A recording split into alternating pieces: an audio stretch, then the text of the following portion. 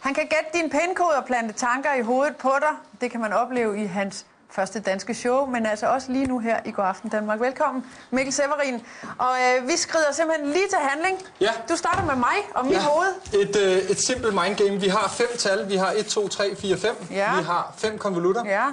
Vi har 5 mønter, og du har fået lov til at tegne på en af dem. Du kan lige vise det en gang. Ja. Der er en smiley på den ene side, og så er der et C på den anden side. Ja. Og med et øjeblik, så vender jeg mig om, og jeg skal have dig til at komme en mønt i hver af de 5 konvolutter. Ja. Og læg en konvolut her, ja. ud for 1, 2, 3, 4, 5. Ja. Du kan blande dem rundt så meget du vil. Det vigtige er, at du ved præcist, hvor din mønt er. Okay. Okay? Så vend dig rundt.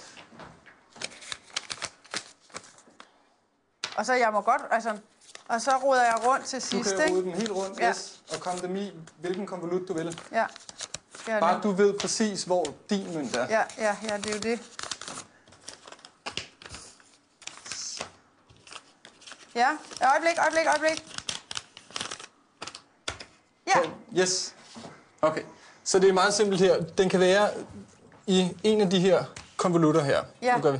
Så den kan være i 1, ja. Den kan være i 2, ja. Den kan være i 3, den kan være i 4, og den kan være i 5. Okay? Så bare se på mig en gang her. 1, 2, 3, 4, 5. 5, 4, 3, 2, 1. Jeg vil sige, den er ikke i 1. Det er ikke din mønt her. Så vi har 2, 3, 4, 5. Så 2... Din mønt, den er heller ikke i 4'eren. Vi har heller ikke din mønt der. Så det efterlader os med 2, 3 og 5. 2, 3, 5. Bare se på mig her. Ja. Din mønt. Den er heller ikke i 2'eren. Så den vil ikke være i 2'eren. Der. Godt, Cecilie. Bliver du også selv helt glad? Det efterlader os med 3 og 5.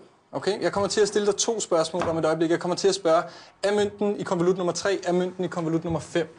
Du kommer til at svare nej begge gange. Med andre ord, så kommer du til at lyve den ene gang og fortælle sandheden den anden gang, eller omvendt. Giver det mening for dig? Er din mønt i konvolut nummer 3? Nej. Er din mønt i konvolut nummer 5? Nej. Du får den lige en gang til.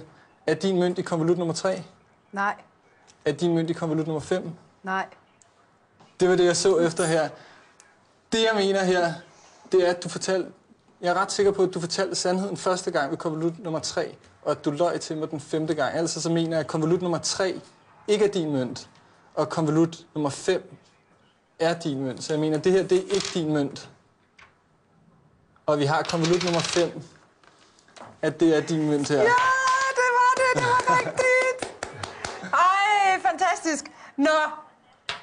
Vi skal videre til det næste. Ja, og det er lad os komme videre. Kom ind her, Maria. Det er en tilfældig Tivoli-gæst. Tak fordi du vil være med. Jeg skal bare sige, I to har talt meget kort sammen inde i programmet. Men hvad er det, du skal med Maria, som nu troede, hun skulle kun i Tivoli? Nu er hun også med i programmet. Hvad vil du med hende? Jamen, jeg skal have dig til at tænke på... Du har tænkt på en 4-cifret kode. Ja. Og du har skrevet et eller andet ned, som der er nogen, der har fået dig til. Hvis jeg kan få dig til at give det til Cecilie. Og du lukker øjnene imens, Så Mikkel. den ligger... Godt, der er skrevet et tal her. Og du kan bare, du holder den der, Ja. Cecilie. Og Maria, hvis jeg lige kan få dig til at vende dig sådan her, og hvis du bare tager hænderne ned langs siden der. Ja. Det kommer til at være sådan, de fleste folk, når de tænker på noget, særligt når det er et tal, så begynder de at sige det til sig selv igen og igen og igen, fordi de er lidt bekymrede for at glemme det. Det er rigtigt. Og det kan jeg se, det er du også i gang med. Det gør det lidt sværere for mig. Jeg har brug for, at vi arbejder lidt mere visuelt med det. Okay? Forstået på den måde. Jeg forestiller mig, at vi har dit tal stående i luften med tal nummer 1, tal nummer 2, tal nummer 3 og tal nummer 4. Giver det mening for dig? Ja. Godt, jeg skal bare have dig til at se på et af de tal. Bare se på et af de tal og bare tænk på det. Ja.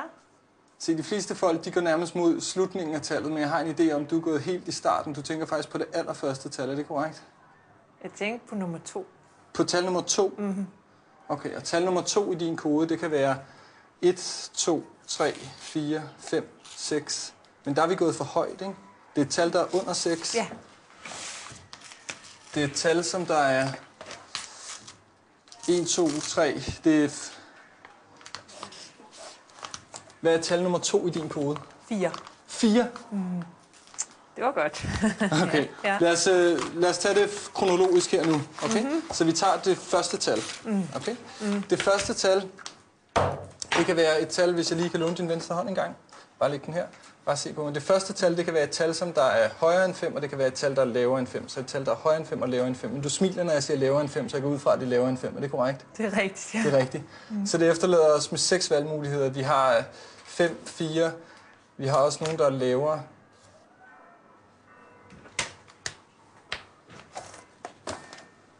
Tal nummer 1 i din kode. Hvad er det? 0. Det er 0. Mm-hmm. Flot. Okay, de sidste 2 tal, dem tager vi ligesom sammen. Okay? Ja. Forstået på den måde, at hvis det var... 1 minut, ikke?